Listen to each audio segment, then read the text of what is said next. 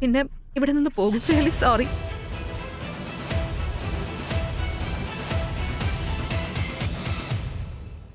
ഇല്ല ജിയ, നിന്റെ സന്തോഷമാണ് എനിക്കെല്ലാം. നിന്റെ ഒരു പുഞ്ചിരിക്കായി എന്റെ സേവനങ്ങൾ എപ്പോഴും സൗജന്യ. പക്ഷെ തെറ്റ് എന്റേതാ. മുഴുവൻ സത്യവും ഞാൻ നിന്നോട് പറഞ്ഞില്ല. ഒരു മനുഷ്യൻ എന്നെ പോലെ വിജയത്തിന്റെ ഏറ്റവും ഉയർന്ന കൊടുമുടിയിലേക്ക് എത്തുമ്പോൾ എന്തിലെ വിജയം? ഭിക്ഷ ചോദിക്കുന്നതിലെ വിജയമോ? എനിക്ക് അപാരമായ സമ്പത്തും അധികാരവും ഉണ്ടായിരുന്നിട്ടും ഞാൻ വളരെ ഏകാഗിയായിരുന്നു.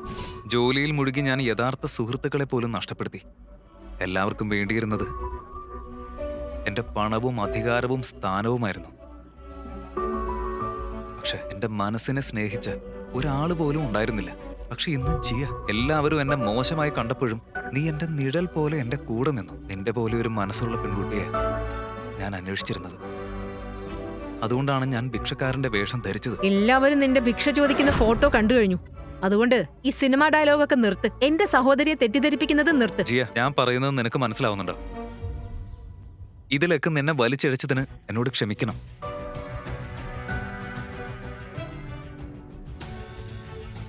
ഒരു കാര്യം ചെയ്യും, ഇപ്പോഴെങ്കിലും സത്യം പറഞ്ഞോളൂ പ്ലീസ്. ജിയ, നിന്റെ സ്വപ്നങ്ങളിൽ നീ സ്നേഹിച്ച ആ മനുഷ്യൻ മതി. അകത്ത് വാ. ഈ ഭിക്ഷക്കാരനെ ഞാൻ തന്നെ നമ്മുടെ വീട്ടിൽ നിന്ന് പുറത്താക്കും. വാ. Mom, mom, mom, mom. Jiya,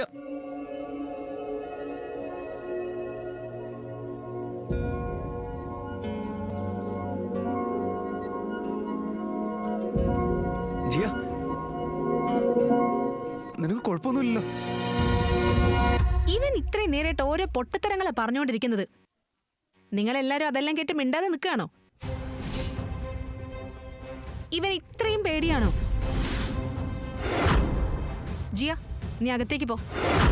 ഇവനെ ഞങ്ങൾ നോക്കിക്കോളാം. ആരെങ്കിലും ഇദ്ദേഹത്തെ ഈ വീട്ടിൽ നിന്ന് പുറത്താക്കിയാ ഞാനും ഇദ്ദേഹത്തിന്റെ കൂടെ പോകും. ഇന്ന് ഇവനെ ഞാൻ ശരിയാക്കും. ഇവൻ എത്ര ധൈര്യമുണ്ട് എന്റെ ഏരിയയിൽ വന്ന് എന്റെ പെണ്ണിനെ തട്ടിയെടുക്കാൻ. ഇത് ജിയയുടെ വീടാ.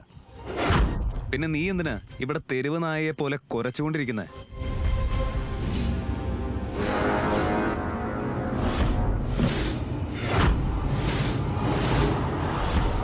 ജയരാജ്, എന്താ നീ ചെയ്യുന്നത്? എന്റെ കാറിൽ കൈവച്ചതാരാ?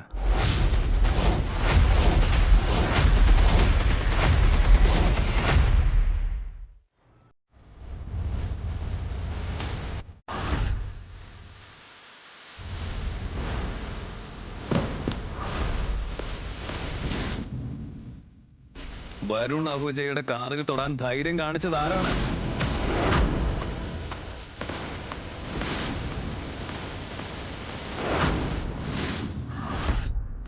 വരുൺ ഭയ്യ, ഇവനാണ്.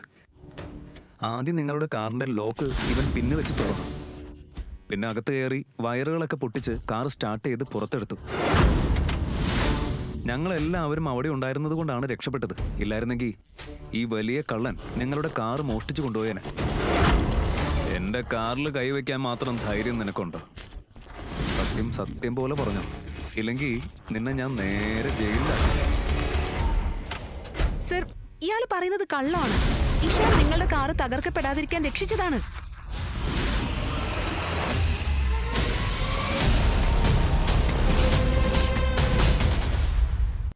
ഞങ്ങൾ എല്ലാവരും അവിടെ ഉണ്ടായിരുന്നു.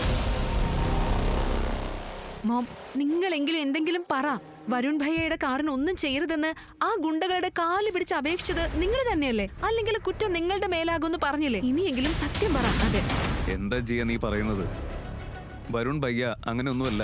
ഇവൻ പറയുന്നതിൽ ഒരു തരി സത്യമെങ്കിലും ഉണ്ടായിരുന്നെങ്കിൽ ഇവിടെ ഇത്രയും പേര് മിണ്ടാതെ നിൽക്കുമായിരുന്നോ? അതൊന്ന് ആലോചിച്ച് നോക്ക്.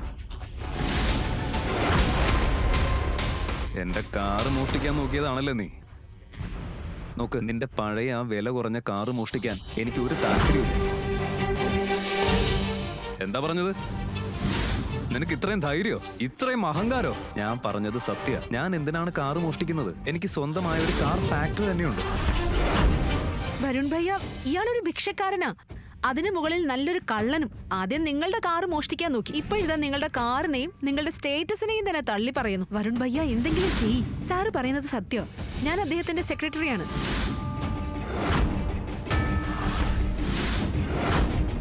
ഷേർലി, ഞാൻ ഓർഡർ ചെയ്ത എല്ലാ വാഹനങ്ങളും എവിടെ എത്തിയെന്ന് ചെക്ക് ചെയ്യും. Sure sir.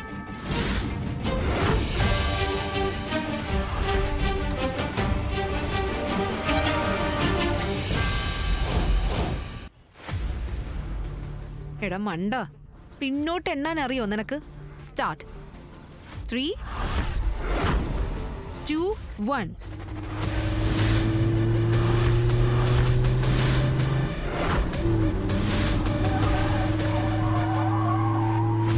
സർ, കാറുകൾ എത്തിക്കഴിഞ്ഞു. അയ്യോ, ഇത്രയും വലിയ കാറുകളോ? ഏതോ വലിയ VIP വന്നതുപോലെയുണ്ട്. രാജീവ് ആരെയോ വലിയ ആളെ വിളിച്ചിട്ടുണ്ടെന്ന് തോന്നുന്നു. ഇതൊന്നും കണ്ടാലും ഇവര് വിശ്വസിക്കാൻ പോകുന്നില്ല. ഈ എല്ലാ നിറങ്ങളിലുള്ള കാറുകളും ഞങ്ങളുടെ കാർ ഫാക്ടറിയിൽ നിന്നുള്ളതാണ്. ഇത്രയും വലിയ ആളിന് നിങ്ങളുടെ കാർ മോഷ്ടിക്കേണ്ട ഒരാവശ്യമില്ല. ബേബി, ഇതെങ്ങനെ സാധിക്കും? ഇന്ന് രാവിലെ വരെ ഭിക്ഷ ചോദിച്ച് നടന്ന ആളല്ലേ, പെട്ടെന്ന് കാർക്കിംഗ് ആയോ? അതെങ്ങനെ? ബേബി, ഇതിലെന്തോ വലിയ കളിയുണ്ട്. പ്രശ്നമില്ല. ഇന്നത്തെ കാലത്ത് പേഴ്സണൽ അസിസ്റ്റന്റിനെയും ലക്ഷറി കാറിനെയും വാടകയ്ക്ക് കിട്ടും. അതൊന്നും ഒരു കാര്യമില്ല. അതെ, ഞാനും അത് ആലോചിച്ചത്. ഫേക്ക് ബോയ് ഫ്രണ്ടിനെ വരെ വാടകയ്ക്ക് എടുക്കുന്ന ഒരു പെൺകുട്ടിയാണ് ഇവള്. അപ്പോ ഇതിന്റെ പിന്നിലെ മാസ്റ്റർ മൈൻഡ് ഇവളായിരിക്കും. ഈ ഫേക്ക് കാറുകളും ഈ ഫേക്ക് സെക്രട്ടറിയെയും എല്ലാം ആരെങ്കിലും കാശ് കൊടുത്ത് ഒരുക്കിയതായിരിക്കും. ജയരാജ്, നിങ്ങളെപ്പോലെ ഇത്രയും തരം താണ ഒരാളെ ഞാൻ കണ്ടിട്ടില്ല.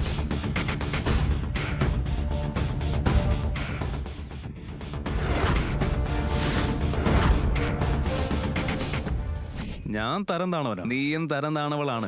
നിന്റെ ഈ ഭിക്ഷക്കാരനും തരം താണവനാണ്.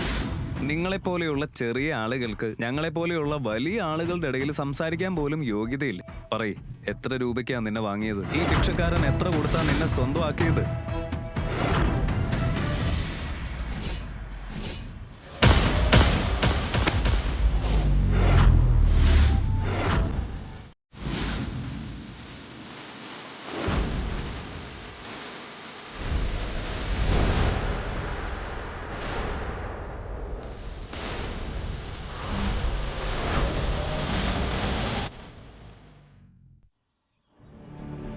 ഞാൻ നേരത്തെ പറഞ്ഞതല്ലേ, നിന്റെ വലിയ ഹീറോ ആണെന്ന് നീ തന്നെ വിചാരിച്ചിരിക്കുക.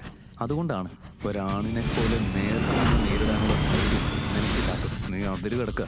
ഞാനൊരു ഫോൺ കോൾ ചെയ്താൽ മതി, ജീവിതകാലം മുഴുവൻ നീ ജയിലിൽ കിടന്ന് ചീഞ്ഞു പോകും. കഴിവില്ലാത്ത നാണം കെട്ടവൻ. ഈ നാടകം നിർത്ത്. നിങ്ങളുടെ ഡ്രാമയുമായി എനിക്കൊരു ബന്ധവുമില്ല. ആ കാറിന്റെ രജിസ്ട്രേഷൻ പേപ്പേഴ്സ് കാണിക്കുക.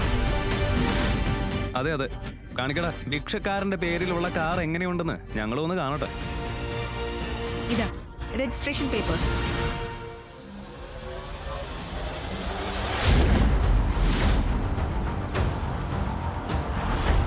പേപ്പേഴ്സ് ശരിയാ, ഇവന്റെ പേരിലാണ്. അയ്യോ വരുൺ ഭയ്യ, അത് ഫേക്ക് ആയിരിക്കും. റോഡിൽ എത്ര ഫേക്ക് നോട്ടറിമാരെ വേണമെങ്കിലും കിട്ടും. ആരെങ്കിലും കൊണ്ടുണ്ടാക്കിയതായിരിക്കും. ഇതൊക്കെ തട്ടിപ്പാന്നേ. ഇവൻ എന്റെ അനിയത്തിയുടെ മേലെ എന്തോ മന്ത്രവാദം ചെയ്തിട്ടുണ്ടാവും. അല്ല, ഈ റെന്റൽ കാറുകൾക്ക് ദിവസ വാടക എത്രയാ? ഞങ്ങൾക്കും ഒരെണ്ണം ട്രൈ ചെയ്യാലോ. ഇവയെല്ലാം പുതിയ മോഡൽസ് ആണ്. പുതിയ ലോസ്ല EV മോഡൽ വന്നിട്ട് ഒരാഴ്ച പോലും ആയിട്ടില്ല. ഞാൻ എന്തിനാ കാറ് മോഷ്ടിക്കുന്നത്? എനിക്ക് സ്വന്തമായ ഒരു കാർ ഫാക്ടറി ഉണ്ട്. എന്റെ പേര് Ishaan Asrani. I am sorry, excuse me, നിങ്ങളുടെ പേരെന്താന്നാ പറഞ്ഞു?